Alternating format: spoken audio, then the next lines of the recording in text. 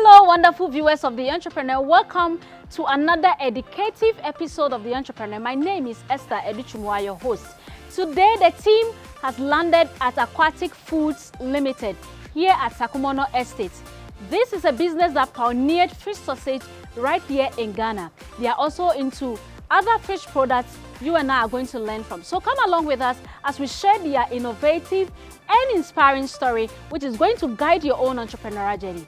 Let's get to the story. Madam Mabel Quarshie, in fact, I've been following you for like 3 years now, and I must say you are really contributing to the entrepreneurial landscape. And I'm so happy and privileged to have to share your story today. Thank you so much for agreeing to share your story with us. It's a pleasure to be here. To share my story with you. It's a long one, but I know we'll cut it short. Yes, definitely. Thank you so much. We are grateful. So we would love to know who Madam Mabel Quarshie is and how the entrepreneurial journey began for you. I've always had the feel, even when I was working in a bank, that eventually I'll work on my own. But as to what to do was what I didn't know at that time. I didn't want to buy and sell like it's done. So when I was going to take my MBA, one of the conditions was to bring a project. So I took fish farming. That was what I had in mind at that time, and I had visited a farm and I was very happy with the way you see the fishes swimming and then they come up to feed and all that. So I just did my research and used that as my project for the MBA.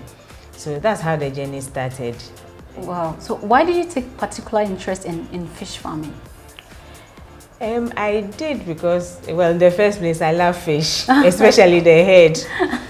But like I said, I wanted to do something, and I had that interest. So when I went to the farm all the way to Aquatic, and I saw the fishes, I thought that it could be. And actually, before I even finished the course, my business coach told me that once I brought that project, when you bring a project, it takes you through all the models, marketing, financial and everything. So that was to see whether it's viable. So I did a lot of research, and each time I did the research, I felt that the fish farming was something that we could do. I started with 2 cages, but I was not managing it myself. Okay. The farm that I went, I gave the cages, and it was good. The first harvest was fantastic. Wow. And it also motivated me also to go into it full time when I left the bank. What type of fish are you into? So I did tilapia basically, but I tried catfish as well, and they were all okay. Yeah. So now you are still in the fish farming itself? No. Well, so I said my first harvest was fantastic. So it motivated me to go into it. And then along the line, I lost everything. Whoa. It's another chapter. If you want to do fish farming in earnest, you want to make money, you need to have a lot of cages, because a cycle takes 6 months. And if you do only 1 kg or 2 kg, it means that you'll be sitting there waiting for 3 months or 4 months before you see revenue. How do you pay for all the other expenses? So then you need a lot of money in order to plan in such a way that every maybe week or month you'll be harvesting, and that's a lot of money. And this natural disaster, it's not this time that we are facing, it's been there. I also lost some of the fishes. So is it through diseases or? No. Well, it started with mortality. The water turned black. And then every day I go, we scoop mortality from the river, and then also it turned. The river from time to time turns upside down. So I lost them. You just go and you collect them from the river. And it wasn't a pleasant thing, so I paused. I took a while to think about what to do next. So whilst I was thinking, I had taken a course in Uganda. I wanted to set up an incubation hub where I would teach the youth and others how to do fish farming. So I went for the course in Uganda.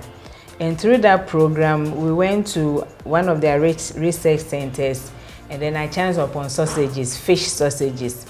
So when the actual farming failed and I came home, I was thinking, I said, well, I'm already in the fish space, so why don't I do something that is in connection with fish? Then I remember that I did the fish farming, so no, the sausages. So I started reading about it. It wasn't easy because we love meat. I mean, if you talk of sausage, it's meat, it's pork. So it was very difficult even getting to know how it was done. So I started in my kitchen. I read, I go to YouTube, I look at how to do beef sausage, then I try and translate into fish. But you know, the compositions and they are not the same. But I did, and then the spices and all that, and even for the fact that whether it will be accepted in Ghana, because everybody knows beef sausage. So I started attending exhibitions and then sales and other things. So we mount our stand outside and then we grill, because when you sell it fresh, they don't believe that it will taste good.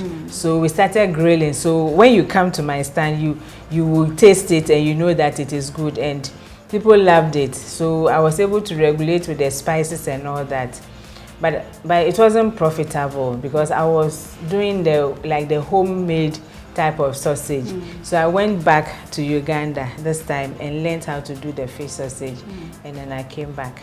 And fortunately for me, within that year, that was before, yes, when I was 50, then there was an exit program. Oh wow. So when I saw at the bank, so voluntarily, if you want to go. So when I saw it, I thought it was God sent. So I think I was about the first to write to apply for the exit package. So that's how come I got the money. I raised the money to go into the fish farming. Yeah. Wow. So when you finally settled on, I mean, that this is what you were doing, and then you started even whilst in school, your farming and all that. What were the early challenges you faced? Aside the death of the fish you've mentioned, what were some of the early challenges you faced when the fish were ready? How did you get your first customer? Okay, so it was a challenge too, because most people thought that I was moving into the a man's territory, because fish farming, if you don't have, well, I understood when I went in, if you don't have the what it takes, you will not be able to run. And then I live in Sakumono, and I have to travel every time to Akuse, to the farm. It was a challenge. But then, I mean, if you set up your mind to do something, you just have to learn on the job, and also try and make it work. So the distance, and then one major thing too was that I didn't know anything about farming. I mean, fish farming, the science of it. Well, I had a business mind maybe, but I didn't know. So then I had to employ a graduate, somebody with a BSc in aquaculture, and then I learned on the job. So anytime there's any major work to be done, I fear water like something. Wow. If you put me in water, it's a different thing. But I will sit in the canoe with them. We will go and discharge the fingerlings into the cages. If we have to do sorting, I sit there with them, because I needed to understand the business. Sometimes we count the fish whilst we are sitting on the boat, on the canoe, and it will rock, and then I'll have to hold the side firmly in case I fall. But that was, I mean, what I had gone into. I didn't like water, but then I had to. So it got to a point that, not that I know more than him, but if you add your business mind, I'm rather able to tell them what to do, which will be better than what they did previously. Wow, that's amazing. So can you walk us through the process of making a fish sausage? From how do you start and how do you finish? Okay, so with the fish sausage, you need to get the bones out. Out of the fish. Out of the fish. Please, so, which fish do you, any fish at all? So any fleshy fish. If you take herrings, you not get enough flesh. So I started with tilapia, but I can do with catfish. I can do with I should say sea fish. seafood. So the big ones like the butterfish and any fish that is it's quite solid. So you take the head off, you take all the bones out, and then you mince. And I mean, that is the basic thing that you can do. You mix with your spices. And I have to say that sausages, to get a good sausage depends on the spices. So what I use might be different from what you use. Exactly. Yes, so but I needed to get the spices that will go well with fish, because all the videos that I was looking at is for the meat. So you get your spices, and then fish will not bind easily. You know, when you do the pork sausage, it has a lot of fat. Yes. So it binds, but fish will not. So then you have to add a binder. I mean, something that will make it bind. Cornstarch, cassava starch, anything. Exactly. Yes. And then you mold it into, we call them casing. You put them in the casing, and that is it. And it's ready for roasting. Yeah. Wow. I bet most of us didn't know that fish could be used to make sausage. And yes, you heard right. We'll be right back. Don't go anywhere. We're going for a quick commercial.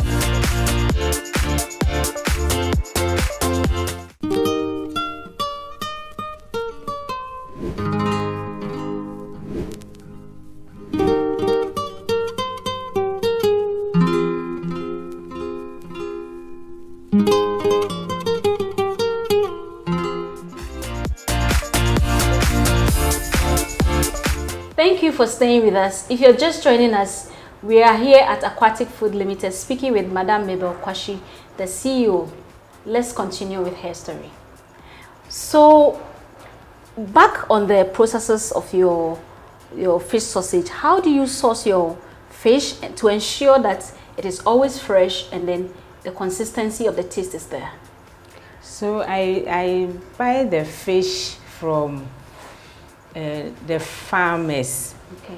And normally it's the same day harvest, because if I buy it elsewhere, I wouldn't even know where the fish is coming from. So when I had a farm, I had neighbors. Okay. So I started with them, and then I also buy from Volta Catch, which we all know that they also produce fresh fish. I mean, it's fresh as possible. They bring them fresh to the market. How do you ensure that the consistency of the taste of your sausage, especially? It's on measurement.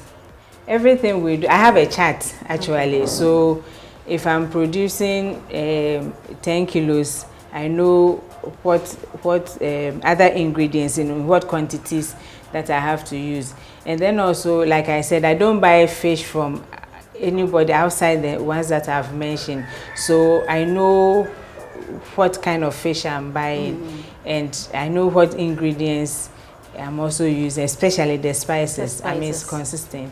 Wow. Okay. So in the case of competition, you know there are a lot of sausages out there on the market, especially the meat one. What sets yours apart, and why should people patronize in fish sausage? I believe that these days there's a lot of talk about healthy eating. So if you want to eat healthy, the other option or the better option is to eat fish products. So well, there's competition, but there's always a way of having an edge over your competitors. And then I also have in mind that my product is for healthy eating, number one.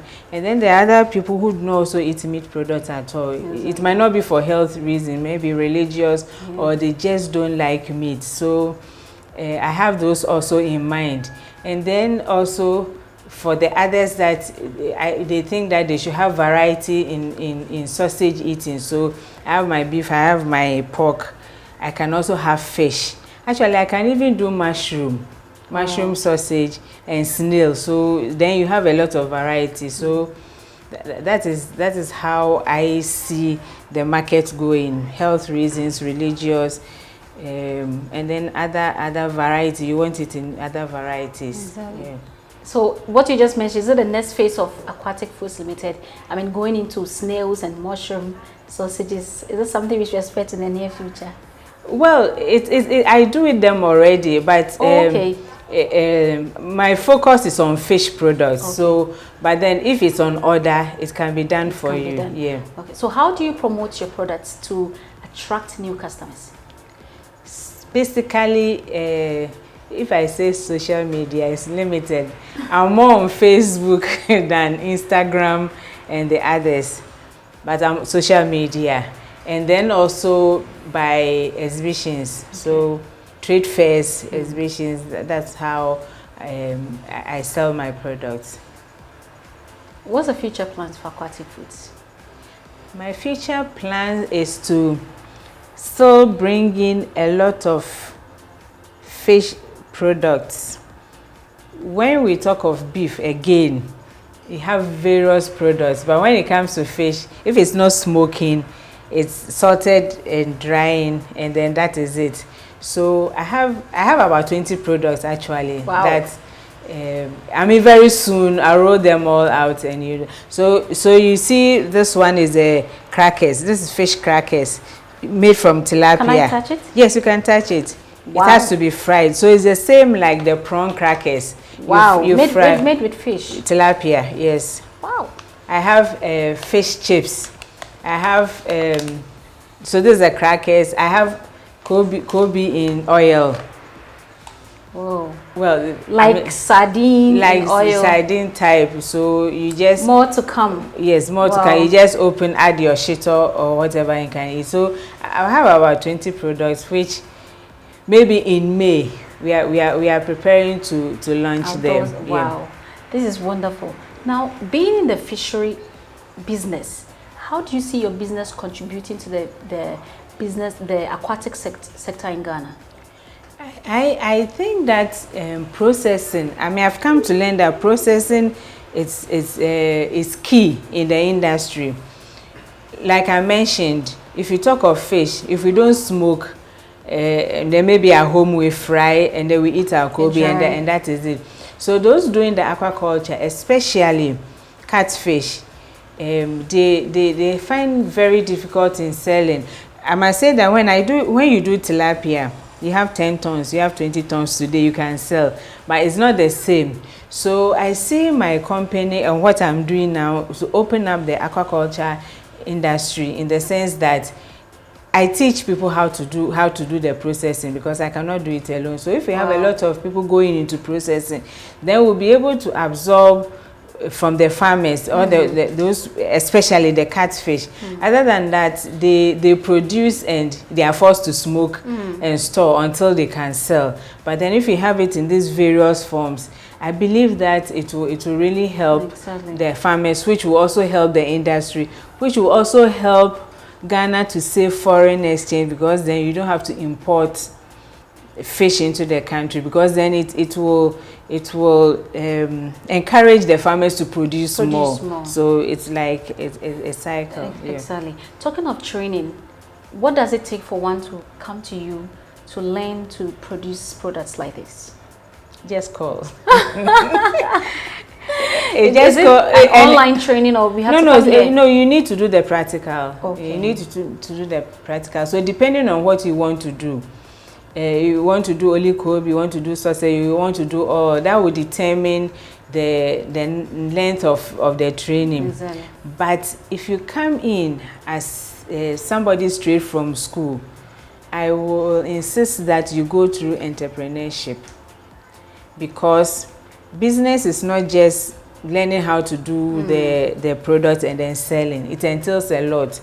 I mean, there are a lot of challenges in business, how to deal with your customers, how to deal with your staff, how to even deal with competition, how to price your products and all that. So if you just come and learn and you go, along the line you face challenges, but then we make you aware of the pitfalls in doing your business and all that. And then when you, I'm not saying you not face that, I still go into challenges, but then when I go in, I know that it's a phase, or it's something that you might, not everybody also goes into that. So then you will be able to do something to get over whatever challenges. But then if you don't, and you step into the first challenge, you give up. Exactly. That's why some businesses or most businesses will fail within the first 3 years. Exactly. I've gone through a lot of challenges, but then I understand.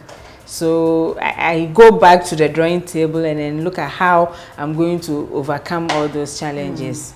So how do you ensure they go into entrepreneurship, as you said?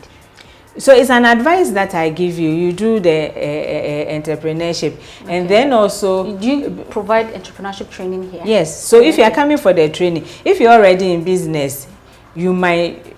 I assume that once you have those experiences. But if you are fresh, and then also, I run the Incubation Hub here. Okay. So it's open. The place is open. You can come back and redo something, use the facility. You can, when you have any challenges, you can call. Wow. I did this, it didn't come out well, what should I do? Oh, where do you buy your, I mean, any kind of advice I give to. So you are not left alone after the training. No, you are not left alone. So how do they get the, what is needed after I've finished learning this training?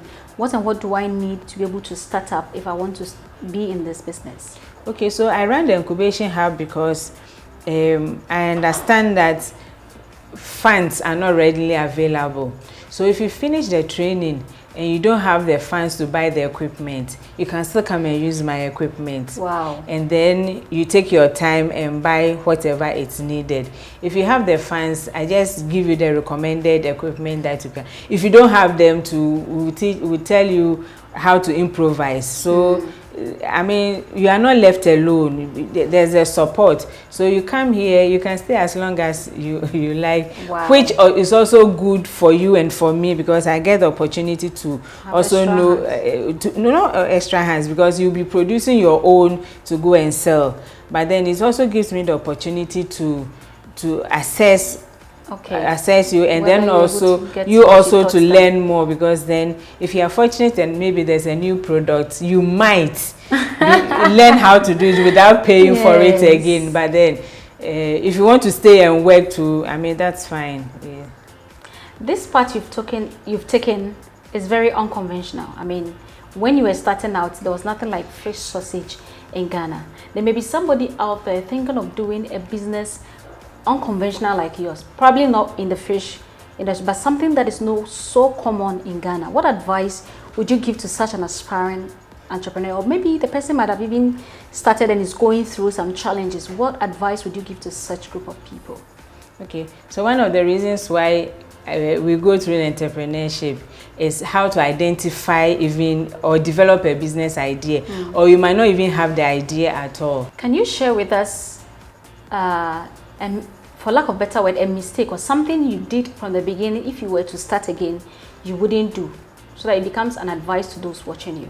I see every mistake as a stepping stone to doing something better, because I did a fish farming. Maybe I would say that if I had the opportunity, I won't go in again. But it was what I started. That was why I went to Uganda, and that's how I gave birth. So I don't know what if I get the opportunity of doing the fish farming, for instance, I might do it. But then, like, I learned from my mistakes. I have the capital and all that. So then share with us lessons you've picked all these years. How many years now have you been in entrepreneurship? Since 2014. Wow, that's about 10 years now. Yeah. Wow. Share your wonderful lessons you've picked along the way with us. So, in business, if you want to start something, you start small. We always say that. I mean, that is key. You start small. As you grow, you will make mistakes, but your loss will not be as huge as if you had started big. Of course, some people can start big and it will go well with them, but then the future is not known. So you start small and then you build upon it. That small will not give you profit, will not make you, but it's the beginning point. Start something, and then as you go along, you see that you are open to other ideas. Customers will come to you, chat with them, they will give you ideas. you will think that your product is the best. But then when you talk to them, they will give you, I have somebody who has brought an idea that we are working on, which we have to do with the powder, which it wasn't my original plan. So what else?